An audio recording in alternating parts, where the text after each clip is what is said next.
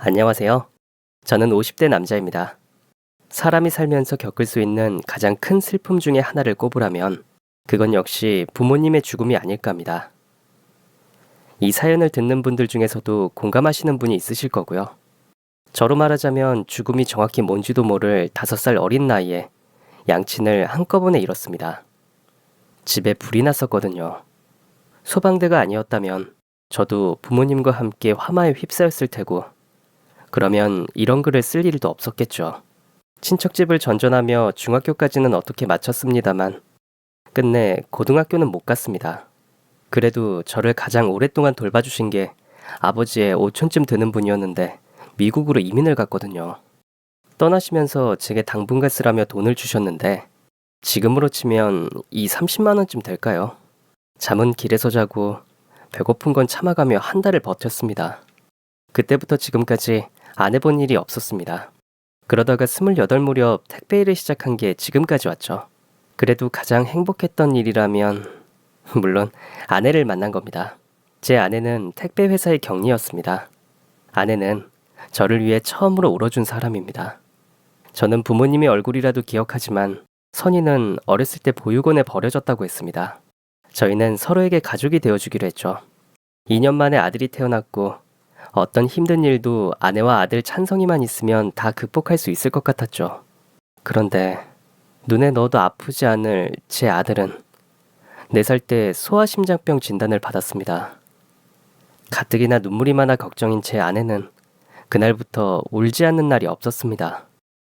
병원비 때문에 전세 보증금까지 빼서 이사를 갔었죠. 아들의 치료를 위해 서울의 대학병원을 왔다 갔다 해야 하는 상황이라 지방까지 내려가긴 어려웠어요. 매달 내야 하는 월세가 부담되긴 했지만 보증금이 없는 집이었어요. 이사 첫날인데 우리 짜장면 먹을까? 짜장면 말고 라면 먹어요. 에이, 그래도 이삿 날인데. 저는 짜장면보다 라면이 더 맛있어요. 그럼 아빠가 가서 짜파게티 사올게. 라고 말하며 집을 나섰어요. 어린 아들이 자기 때문에 이사를 왔다고 생각하는 것 같아 마음이 불편했지만 겉으로 내색하지 않았어요. 골목을 돌다가 슈퍼에 도착했는데 경찰차가 서 있었습니다. 슈퍼 주인으로 보이는 여자가 소리를 경찰을 보며 소리쳤어요. 제발 이 거지 좀 동네에서 치워달라니까요. 아주머니 일단 진정하시고요. 내가 진정하게 생겼어요? 멀쩡한 물건을 이 거지 같은 노인네가 주물럭거렸는데 살 돈도 없으면서 남의 물건은 왜 만지냐고. 주인이 막말을 했죠. 경찰들도 난감한지 얼굴만 쳐다보고 있더군요. 손수레를 옆에 두고 서 있는 지저분한 모습의 노인을 보니 상황을 알겠더군요. 동네를 어슬렁거리는 노숙자인가 싶었습니다. 늦봄인데도 누덕누덕한 겨울옷에 머리도 잔뜩 떡진 걸 보니 왠지 마음이 안 좋더라고요. 저도 한때는 거리에서 노숙을 하며 생활했던 적이 있었으니까요. 뭐 저 정도까지는 아니었지만요. 제가 못 본 척 슈퍼 안으로 들어가려는데 주인 아주머니가 제 팔을 잡더라고요. 아저씨, 이것 좀 봐요. 복숭아는 살짝만 만져도 물러지는 건데 이 먹는 거 보이죠? 주인이 코앞에 복숭아를 들이댔습니다. 사실 저는 알러지 때문에 복숭아는 쳐다보지도 않거든요. 곧바로 재채기가 터지더라고요. 글쎄요. 제가 보기엔 멀쩡해 보이는데요. 아니, 눈이 삐었어요? 그렇게 괜찮으면 아저씨가 사갈 거예요? 저는 난감하기도 하고 자꾸만 터져나오는 재채기와 콧물 때문에 정신이 없었죠. 그 와중에 경찰도 제게 눈짓을 보내질 않나. 봐요. 이 아저씨도 안 사려고 하잖아요. 그러니까 내가 진작에 이런 거지는 동네에서 쫓아내야 한다고 그렇게 말했구만. 아, 빨리 안 잡아가고 뭐해요? 뭐 잘못한 게 있어야 잡아가죠. 아니, 잘못한 게 왜 없어요? 멀쩡한 물건을 못 팔게 해놨는데. 아휴, 이거 참. 일단 저희랑 가셔야겠어요. 그러면서 경찰이 노파에게 다가가더군요. 노파는 팔을 휘저으며 저항했어요. 그러지 마시고. 그래도 노파는 요지부동이었죠. 에라 모르겠다. 이사 첫날부터 액대만 다치자 생각했죠. 그 복숭아 제가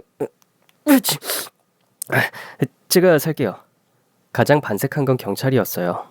나중에 알았지만 슈퍼 주인은 어떤 식으로든 노파를 동네에서 쫓아내고 싶었던 거였더라고요. 그런데 제가 나서서 알지도 못하고 지저분한 행색의 노파를 돕겠다고 하니 오히려 짜증을 내더라고요. 아니, 진짜 아저씨가 사려고? 아저씨가 뭔데?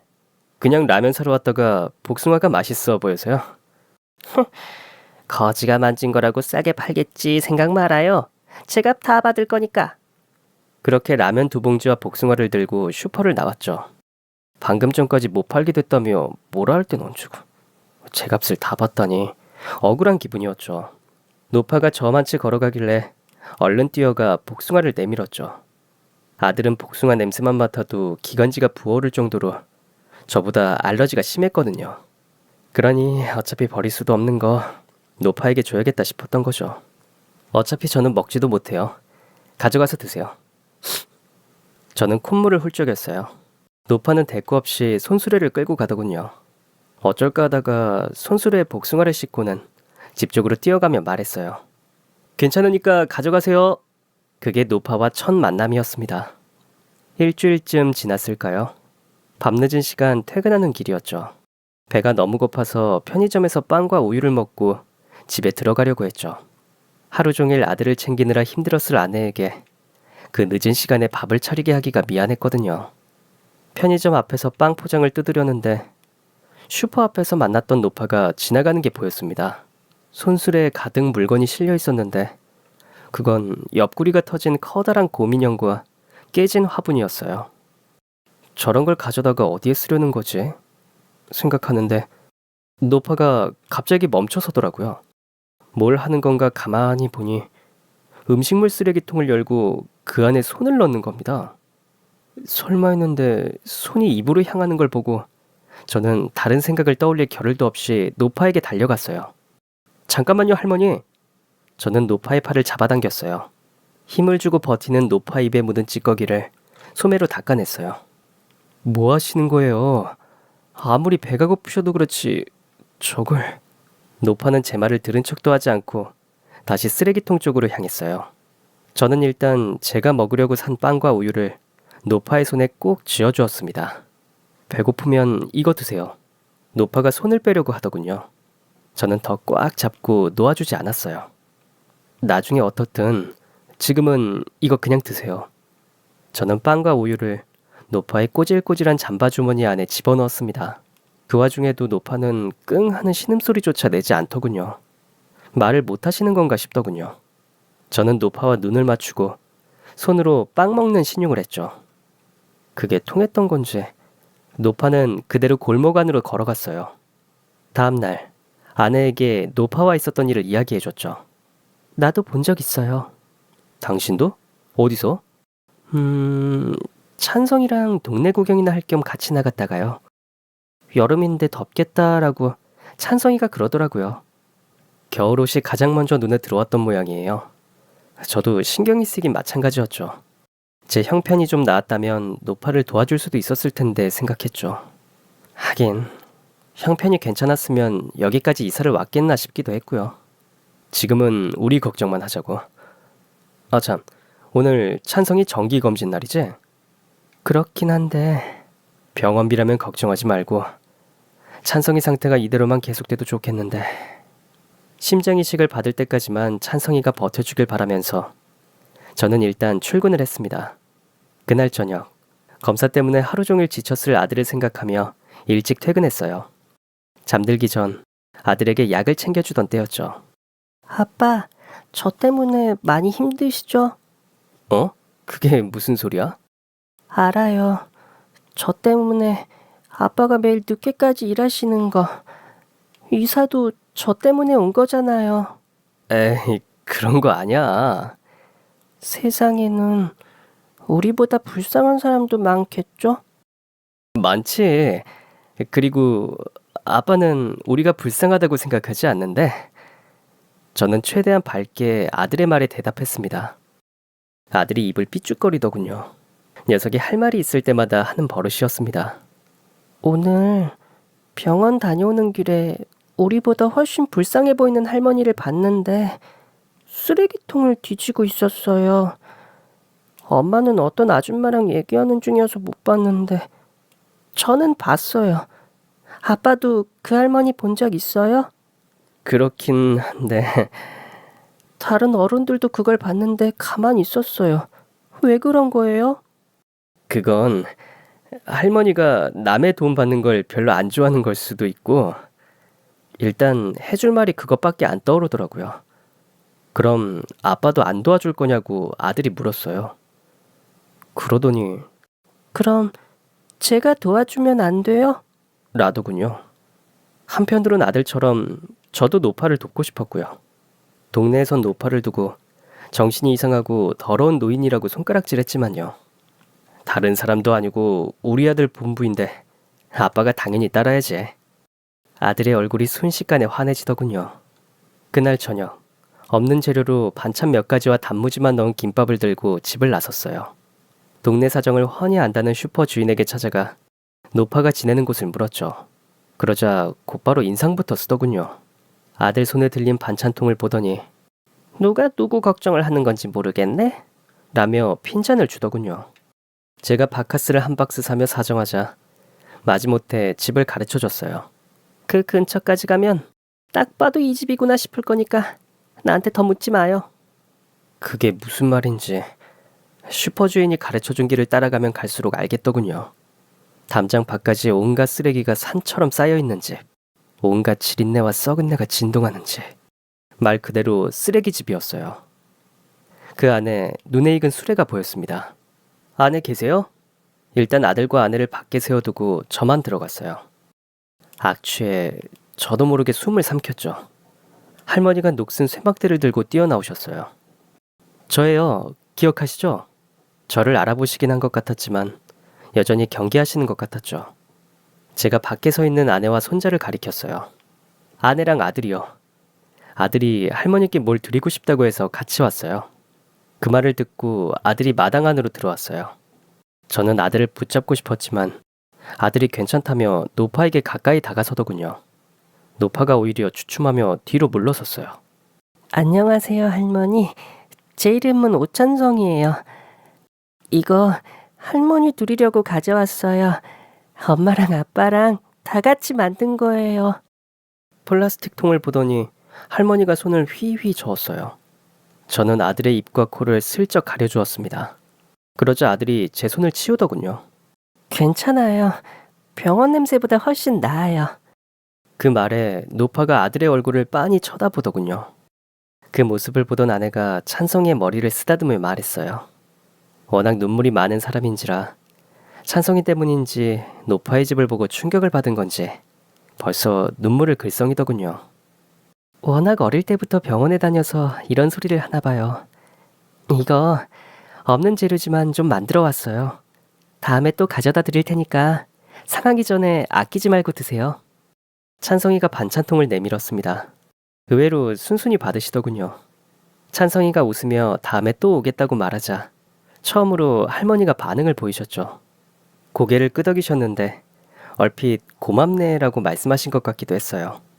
그날 이후 일주일에 한 번씩 저와 아내는 아들과 함께 쓰레기집을 방문했습니다. 아내와 아들 둘이서만 종종 가는 것 같아서 제가 혹시 모르니 그러지 말라고 했지만 소용없었어요. 저나 아내나 일가 친척 하나 없는 처지라 찬성이 입장에선 할머니가 생긴 느낌이었나 봅니다. 아내도 워낙 심성이 여리고 착한 사람이라 처음엔 찬성이가 노파와 가까이 하는 게 걱정이었던 모양이지만 이젠 반찬 말고도 더 도와줄 방법이 없을까 찾아보는 모양이었고요. 찬성이의 상태가 급격히 나빠진 건 가을에서 겨울로 넘어갈 무렵이었어요. 가볍게 시작한 기침이 낫질 않더군요. 결국 폐렴까지 진행되고 말았죠. 당장 병원에 입원을 했고 이내 산소호흡기까지 달았습니다. 아내는 병원에서 아들의 병간호를 하느라 떠나지 않았어요. 당연히 노파에게 반찬을 챙겨주던 것도 그만두게 됐고요. 그 와중에도 저는 먹고 살기 위해 아들의 병원비를 벌기 위해 더욱 악착같이 일해야 했죠. 퇴근도 병원으로 했을 정도고요.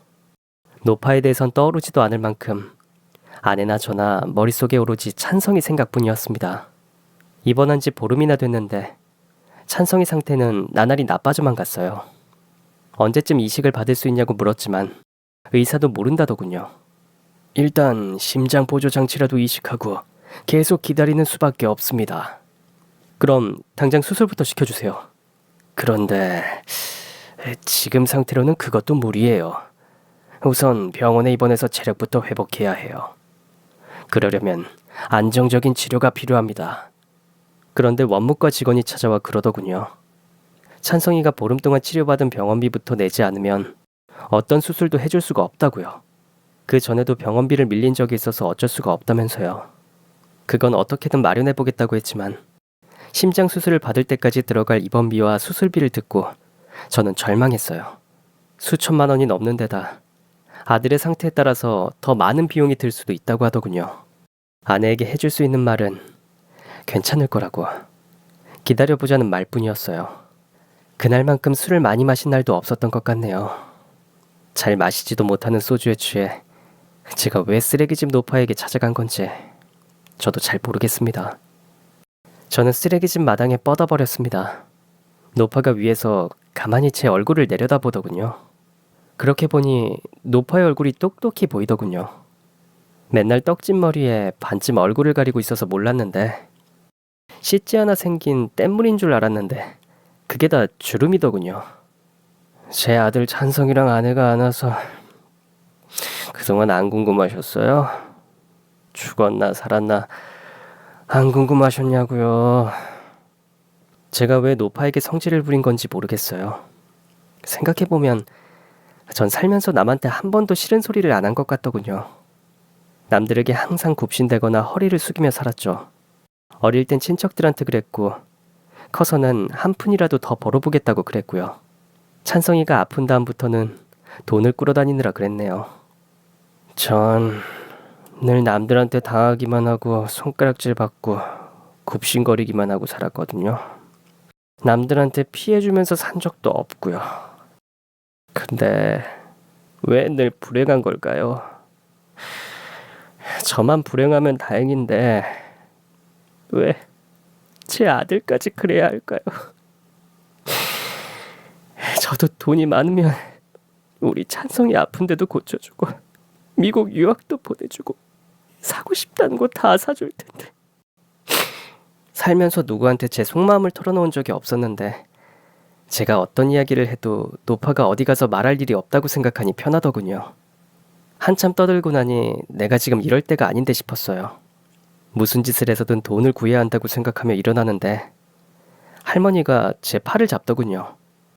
그러더니 휴지 뭉친 걸 주는 거예요. 얼굴이라도 닦으라는 건가 싶었는데 휴지 안에 뭔가 들어있었어요. 저는 조심스럽게 휴지를 펴봤습니다. 그랬더니 노란 거북이가 500원짜리 동전보다 큰 노란 금거북이였어요. 할머니, 이게 뭐예요? 꼭 살려야 돼. 아니, 이게 어디서 난 거예요? 그 말에도 할머니는 살리라는 말만 하셨죠. 혹시 어디서 훔치신 건 아니죠? 할머니는 고개를 저으셨어요. 지금 그게 중요한가? 일단 사람부터 살려야지. 그 말에 찬성이의 모습이 아른거렸죠. 그래, 이게 어디서 났든 일단 찬성이부터 살리자. 그땐 그 생각뿐이었어요. 저는 금거북이를 전당포에 가져가 돈으로 바꾸었죠. 아내가 따져 묻더군요. 당신 갑자기 돈을 어디서 구해온 거예요? 회사에서 갑을 받았어. 저번에 갑을 받은 것도 있는데 또 해줬다고요? 솔직히 말해봐요. 어디서 났어요? 당신 어디서 나쁜 짓이라도 한 거예요? 그런 거 아니야. 어떤 돈인지 모르면 쓸 수 없다는 아내의 말에 저는 할머니에게서 받은 거라고 고백했어요. 할머니가 무슨 돈이 있어서 그런 걸 당신한테 줘요. 말이 안 되잖아요. 역시 수상해요. 나쁜 짓 해서 구해온 돈 맞죠? 아니라니까. 정말 할머니가 줬어. 결국 아내가 직접 할머니를 만나 물어봐야겠다고 했죠. 그렇게까지 해야겠냐고 물었지만 아내는 단호했어요. 할머니에게 묻는 게 문제가 아니라 할머니는 대체 그 금거북이가 어디서 난 건지 그것 때문에 저는 불안했습니다. 노파를 만나자마자 금거북이에 대해 묻더군요. 사실을 확인하고 나자 아내는 바닥에 쭈그리고 앉아 울기 시작했어요. 내 말이 맞지 않냐고 아내를 다독였지만 소용없었어요. 당신이 나쁜 짓 해서 구한 게 아니면 된다는 거예요? 할머니가 어디서 그런 게 나서 당신한테 좋겠어요. 할머니, 왜 그런 짓을, 대체 어디서 그런 걸.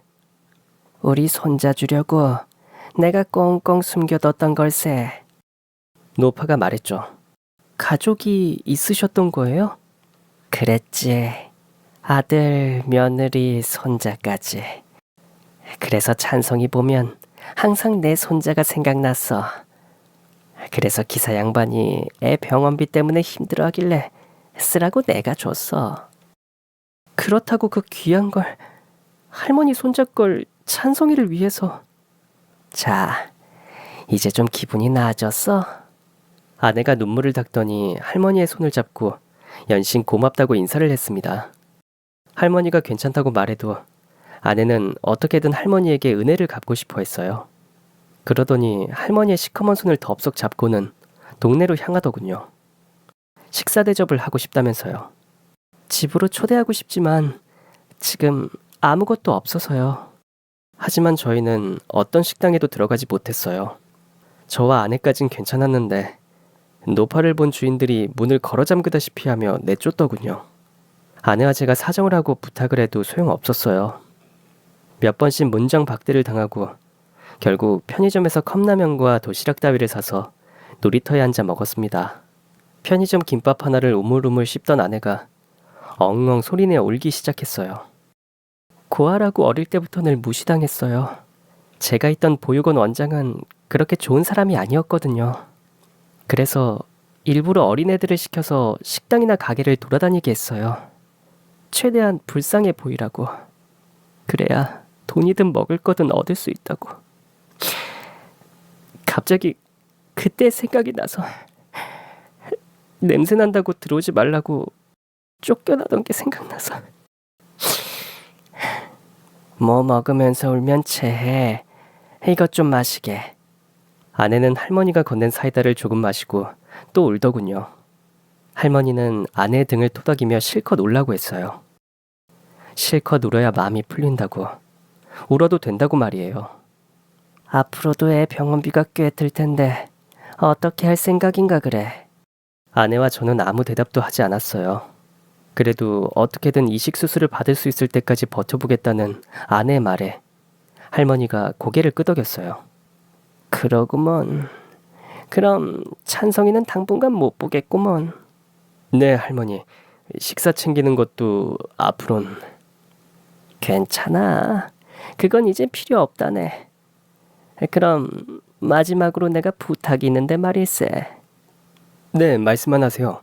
할머니 전 재산이었을 텐데 그 귀한 물건을 찬성위에 주셨는데 제가 할 수 있는 건 뭐든 할게요. 좀 어려운 부탁인데 내가 사는 집 말이야. 깨끗이 좀 치워주겠나? 네, 그럼요. 당연하죠. 저도 치워드리고 싶었는데 할머니가 싫어하셔서. 그랬는데 이제는 치워야 할 것 같아. 곧 아들이랑 며느리, 손자가 만나러 온다더구만. 할머니, 너무 잘 됐어요. 그래서 아까 반찬이 필요 없다고 하신 거예요? 그렇다네. 이젠 아들, 며느리랑 같이 살 거니까.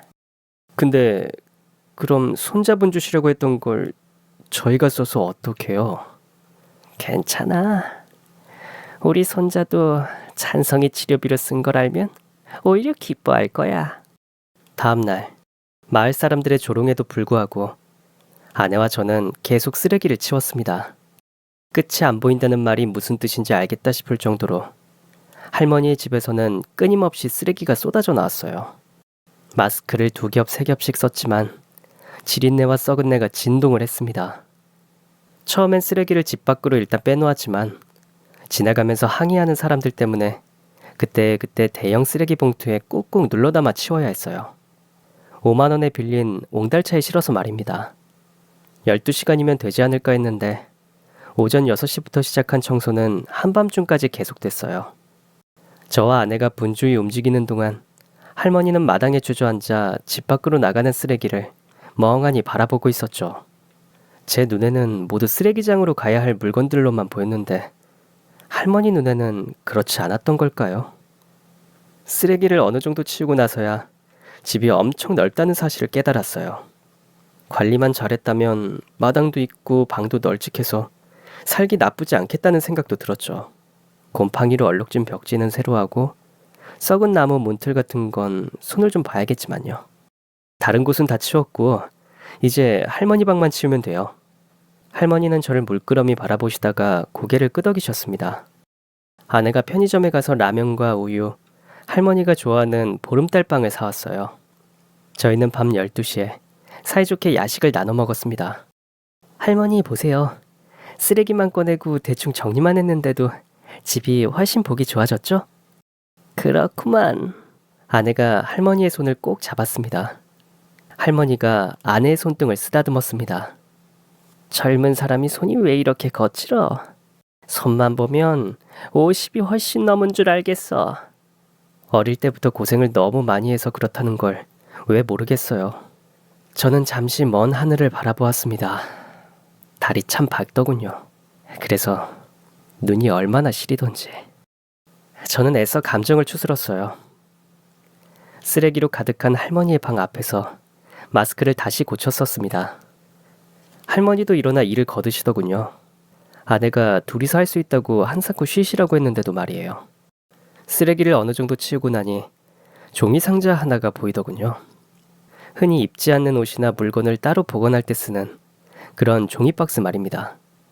모서리에 얼룩이 잔뜩이었지만 그건 쓰레기처럼 보이지 않았어요. 마구잡이로 모으고 쌓아뒀던 쓰레기가 아니라 할머니가 정말 소중히 보관해온 물건 같았다고 할까요? 할머니, 이건 뭐예요? 그건 버리는 거 아닐세. 일단 이리 주시게. 할머니가 손짓하셨죠. 상자는 꽤 무거웠어요. 할머니는 종이 상자를 품 안에 껴안고 뚜껑을 가만히 쓰다듬으셨습니다. 제가 서둘러 쓰레기를 폐기물 봉투에 담고 있는데 등 뒤에서 와자작 하며 나무 부러지는 소리가 났어요. 아니, 부러지는 소리였다기보단 무너지는 소리 같았죠. 제가 깜짝 놀라 뒤를 돌아봤어요. 할머니나 아내가 다치기라도 했을까봐 걱정됐습니다. 여보, 괜찮아? 안 다쳤어? 할머니, 괜찮으세요? 그건 곰팡이와 습기 때문에 삭을 대로 삭은 마룻바닥이 내려앉은 소리였어요. 아내도 놀란 얼굴이었어요. 할머니만 평온해 보였죠.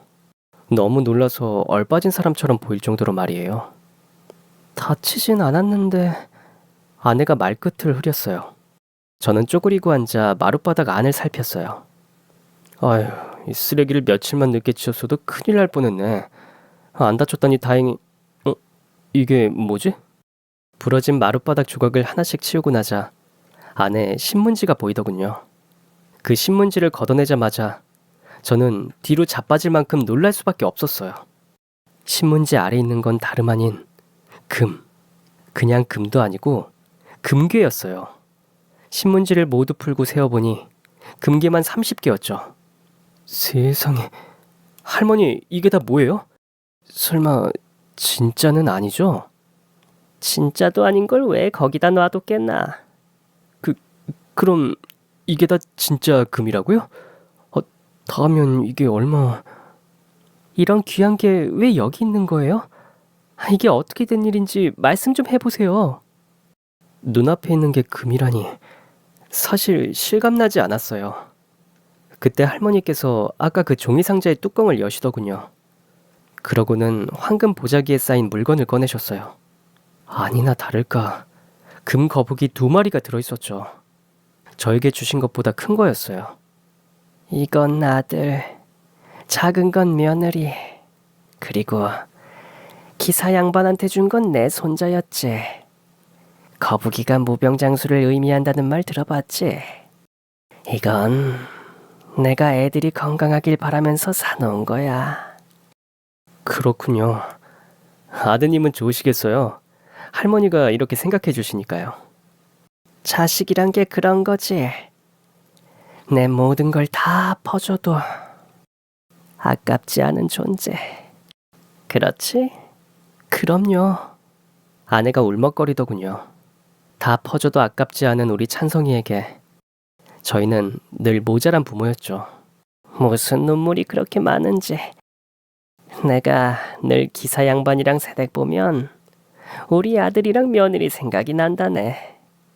줄 것도 없는 가난한 부모 밑에서 태어난 우리 찬성이 생각하면 늘 이렇게 눈물만 나오네요. 줄 게 왜 없나? 부모가 자식한테 물려줄 게 어디 돈뿐인가? 이런 귀한 걸 가지고 계시면서 그동안 이런 모습으로 사셨던 거예요? 저는 도저히 이해가 안 가요. 그렇겠지. 아마 다들 나한테 굽신대느라 바빴을 거야. 머리가 땅에 닿도록 조아리면서 말일세. 기사 양반 말처럼 무시도 안 당하고 말이야. 할머니는 잠시 생각에 잠기셨어요. 내 돈을 보고 나한테 굽신대는 사람들이 100명, 1000명 있으면 뭐 하겠나. 내가 돈이 없다는 걸 알면 뒤도 안 돌아보고 떠날 사람들인데 속으론 자네가 망했으면 하고 바라는 사람들이라도 옆에 있으면 좋겠나. 그건 아니지만 그래도 저는 잘 이해가 안 가요. 쓰레기통까지 뒤져가면서 그렇게 사실 필요는 없으셨잖아요. 기사 양반은 내가 돈이 있다는 걸 알고 잘해줬던 건가? 하지만 이거면 저 같은 사람의 도움을 받지 않아도. 그러자 할머니는 액자를 꺼내 보여주셨어요. 할머니를 많이 닮은 남자의 사진이었죠. 남자의 아내로 보이는 여자가 갓난 아이를 안고 환하게 웃고 있었어요. 할머니를 많이 닮았네요. 말씀하셨던 아드님이신가 봐요. 새댁이 봐도 그런가? 나랑 많이 닮았어? 네, 길에서 마주쳐도 알아보겠는걸요. 그래. 외모만 닮은 게 아니라 성격까지 빼닮았다네. 통이 커서 돈도 잘 쓰고 내 주변에 사람이 많았어. 아들은 10살 때부터 미국에서 컸어. 미국엔 누가 있었던 것도 아닌데 말이야. 어릴 땐 엄마가 곁에 있어줘야 한다지만 난 그렇게 생각 안 했거든. 아들은 나보다 더 큰 물에서 살았으면 했지. 엄마한테 어리광 부릴 나이였지만 난 그걸 일절 받아주지 않았어. 어릴 때부터 강하게 커야 성공한다고 믿었거든. 사람들이 나한테 모성이라곤 눈꽃만큼도 없는 여자라고 손가락질해도 그게 다 아들을 위하는 거라고 믿었던 거지. 사실은 내 욕심이었는데 말이야. 사람들한테 남편 없이도 아들 하나 기가 막히게 잘 키웠다. 그 말을 꼭 듣고 싶었던 거야. 그럼 남편분이랑은 이혼했어. 내가 돈만 보고 산다고 돈귀신이라는 말도 했어. 남편이 벌어다 주는 돈으로 일수놀이까지 하니까 진절머리를 치더군. 기사 양반, 복부인이라는 말 들어봤나? 저는 고개를 끄덕였습니다. 강남 개발이 되면서 부동산으로 큰 돈을 번 사람들을 그렇게 부르는 걸 알고 있었지만 할머니가 바로 그 복부인이었다니 솔직히 상상이 되지 않았어요. 남편은 날 이해 못했고 나는 남편을 이해 못했지. 자기가 무능한 걸 나한테 화풀이하는 거라고 생각했어. 나 같은 마누라면 떠받들고 살아야지. 어디서 큰 소리냐 그랬지. 거의 매일 싸웠어. 그때 한참 말을 하던 할머니가 기침을 했죠. 제가 물을 떠올 때까지도 할머니의 기침은 멈추질 않았고요. 할머니는 주머니에서 처음 보는 약병을 꺼냈어요. 그건 뭐예요? 어디가 안 좋으신 거예요? 지은 죄가 많은 사람 아니겠나. 이제 저 위에서 데리고 가시려는 게지. 그런 말씀이 어딨어요. 치료받으시면 되죠. 병원에서 그러더라고. 더 이상 방법이 없다고. 네? 이렇게 돈이 많으신데 치료 받으시면 나으실 수 있을 거예요. 아내의 말에 할머니가 고개를 저었어요. 그러더니 바닥에 놓인 금거북이를 아내의 손에 쥐어주셨죠. 돈으로 고칠 수 있는 병이 있고 없는 병이 있어. 나는 고칠 수 없지만 찬성이는 고칠 수 있잖아. 그러니까 이것들 다 가지고 가서 치료비로 써. 어차피 나한테는 전부 필요 없는 것들이야. 금괴를 발견했을 때보다 더 놀랐죠. 피 한 방울 섞이지 않은 남인 저희에게 이렇게 많은 금괴를 선뜻 내어주신다니요. 말도 안 되는 일이었죠. 미국에 아드님이 계신다면서요. 아직 아들에게도 알리지 않은 거죠? 저한테 아드님 전화번호 주세요. 제가 대신 연락해 드릴게요. 죽었어. 10년 전에. 네? 그게 무슨 말씀이세요? 할머니가 액자 속 아들의 얼굴을 손으로 문지르셨어요. 이혼을 하고 나서 알았어. 내 뱃속에 애가 들어선 걸. 그래도 난 돈이 있으니까 혼자서 키울 거다 그렇게 생각한 거야. 이혼하고 나서 지금까지 남편을 딱 한 번 봤는데 그게 어딘 줄 알아? 우리 아들 장례식장이었지. 그럼 아들이 데리고 올 거란 말이... 그래. 먼저 간 아들이 나를 데리러 이제 곧 올 거야. 며느리랑 손자랑 같이 말이야. 아들이 저 세상에서 나를 만나면 반갑게 맞아줬으면 좋겠는데 날 원망이나 하지 않을지 모르겠구만. 어쩌다 돌아가신 건지... 다 내 탓이야. 괜히 미국에 보내서 그래. 난 그냥 미국에서 큰 사업하고 성공한 줄 알았는데 도박이랑 약에 손을 댔다더군. 결국 사업도 말아먹고 감옥까지 가게 생기니까 자기 손으로 자식이랑 아내를 그만. 아내가 할머니를 와락 끌어안았어요. 두 사람은 울면서 서로의 등을 쓰다듬으며 위로했어요. 장례식장에서 나를 본 사람들이 그랬어. 돈에 미쳐 살더니 아들을 망쳤다고. 어차피 돈만 보고 사는 사람인데 아들이 죽었다고 눈이나 깜짝하겠냐고 말이야. 나한테 죽은 아들 노릇을 대신하겠다고 한 사람도 있었지만 그 사람들도 다 내 돈 때문에 그러는 거였지. 왜 할머니가 이 많은 금괴를 가지고도 초라하게 살았는지 어렴풋이 알 것 같았어요. 저에게 돈과 가족 중 하나를 선택하라면 당연히 가족이었죠. 할머니의 사연을 들으니 아내와 아들이 제게 있는 게 얼마나 다행인지 새삼 느꼈어요. 기사 양반이랑 새댁이 아들을 챙기는 거 보면 난 왜 저렇게 못했나 싶어. 돈이 없어도 날 사람 대접 받을 수 있다는 걸 알려줘서 고맙네. 죽기 전에 내가 진짜 사람 대접을 받고 가는구먼. 이건 그 보답이야. 난 돈 때문에 아들을 죽였지만 자네는 아들을 살려야지. 고맙습니다. 정말 고맙습니다. 이 은혜 잊지 않을게요. 저희가 끝까지 모시게 해주세요. 찬성이가 돈 걱정 없이 치료를 받고 심장 이식을 받아 지금까지 건강하게 지낼 수 있는 건 할머니 덕분입니다. 할머니도 치료를 받고 오래오래 사셨다면 좋았을 텐데 1년 후 결국 그렇게 만나고 싶어 하던 아들의 곁으로 가셨습니다. 그게 벌써 15년 전의 일이군요. 아빠라고 묻던 아들이 어느새 훌쩍 커서 다음 달이면 입대를 합니다. 심장 때문에 가지 않아도 될 군대를 아들은 굳이 가겠다고 나서네요. 매일매일 저와 제 아내, 아들의 생명을 구해준 할머니를 떠올리지만 오늘은 유난히 더 생각이 나는군요. 오늘은 할머니의 기일이거든요. 부엌에서 할머니의 제사를 준비하는 아내는 이제 할머니를 친정엄마라고 생각한답니다. 할머니가 돌아가실 때 손을 잡아주었던 사람도 제 아내였고요. 저희가 제사상에 잊지 않고 꼭 올리는 게 있는데 그게 뭔지 상상이 가실까요? 바로 3마리 금거북이입니다. 전당포에 맡긴 새끼 금거북이는 물론 찾아왔죠. 그건 평생 지방 갑오로 물려줄 생각입니다.